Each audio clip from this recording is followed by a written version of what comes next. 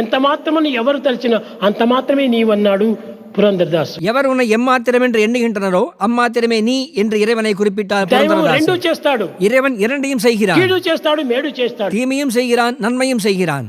అది ఏ పురందరదాస్ కూడా చెప్పాడు. அதையே புரந்தரதாசரும் கூறினார். రామా, ராமா, నీ నామాన్ని స్మరించుకుంటూ உன் நாமத்தை ஸ்மரித்துக் கொண்டிருப்பினும் ఎన్నో విధములుగా కూడాను తరింపజేసినటువంటి యొక్క ఆత్మతత్వాన్ని నీవు గుర్తించుకోలేకపోతున్నాను. பலவாறாக கரை சேர்க்கும் ஆத்ம தத்துவத்தை நான் அறிந்துணராமல் இருக்கிறேன். నీవు నన్ను రక్షించే సమయంలో రాముడవు, நீ என்னை காக்கும்போது ராமன், శిక్షించే సమయంలో యముడవు. தண்டிக்கும் போது யமன். యముడు నీవే, రాముడు నీవే. யமனும் நீயே, ராமனும் நீயே. కంసునికి రాములే, కృష్ణుడే యముడిగా పోయినాడు. கம்சனுக்கு கிருஷ்ணனே யமனாகிவிட்டான்.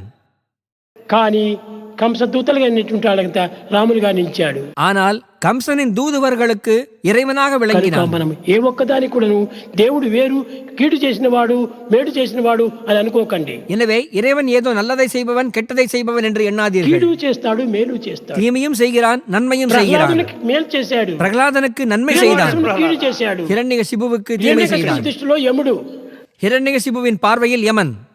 అదే యముడే ప్రహ్లాదుని దృష్టిలో నారాయణుడు. அந்த யமனே பிரகலாதனின் பார்வையில் நாராயணன். కాబట్టి ఒకరికి నరుడు, ఒకరికి రెండోటి నారాయణుడు. ஒருவனுக்கு நரன், இன்னொருவனுக்கு நாராயணன். ఒకరికి నారాయణుడు. ஒருவனுக்கு யமன், இன்னொருவனுக்கு நாராயணன். యముడికి నారాయణుడికి వ్యత్యాసం లేదు. யமனுக்கும் நாராயணனுக்கும் வித்தியாசம் இல்லை.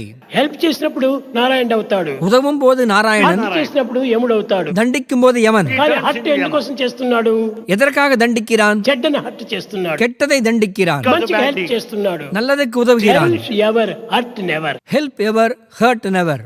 దీనిని వ్యాసుడు కూడా చెప్పాడు. இதையே வியாசர் கூட சொன்னார். పరోపకార పుణ్యాయ పాపాయ పరపీడనం. பிறருக்கு உதவுவதே புண்ணியம், பிறருக்கு தீங்கிழைப்பதே பாவம். భగవంతుని మనసును నొప్పించేస్తే వాడికంటే ఇంక యమదూత మరొకడు లేడు. பகவானின் மனதை நோகடித்தால் அவனை விட யமதூதன் வேறொருவன் இல்லை. భగవంతుని విమర్శిస్తే వాడికంటే యముడు మరొకడు లేడు. பகவானை விமர்சித்தால் அவனை விட யமன் வேறொருவன் இல்லை. భగవంతునికి దూరం అయిపోతే వాడికంటే ఇంక నరకం మరొకటి లేదు. பகவானிடமிருந்து விலகிச் சென்றால் அதை விட நரகம் வேறொன்றும் இல்லை. అనుకుంటారు, దేవుని తలచినటువంటి వాళ్ళు లోకంలో ఎంతమంది బ్రతకలేదు, கடவுளை நினைக்காதோர் எத்தனை பேர் வாழவில்லை என்று சிலர் எண்ணுவார்கள். బ్రతుకుతున్నారు. ఏ విధంగా బ్రతుకుతున్నారు? வாழ்கின்றனர், ஆனால் எப்படி? నక్కల వలె, కుక్కల వలె బ్రతుకుతున్నారు. நரிகளைப் போலவும் நாய்களைப் போலவும் வாழ்கின்றனர். మనుషుల వలె, భక్తుల వలె, పవిత్రుల వలె బ్రతకటం లేదు. மனிதர்களைப் போல், பக்தர்களைப் போல், பவித்திரமானவர்களைப் போல் வாழ்வதில்லை. కనుకనే మనము క్వాలిటీని పెంచుకోవటం మంచిది. எனவே நம் தரத்தை உயர்த்திக் கொள்ள வேண்டும், క్వాంటిటీకి పోకండి. எண்ணிக்கையை அன்று. భగవంతుని యొక్క అనుగ్రహానికి పాత్రలు కాండి. பகவானின் அருளுக்கு பாத்திரமாகுங்கள்.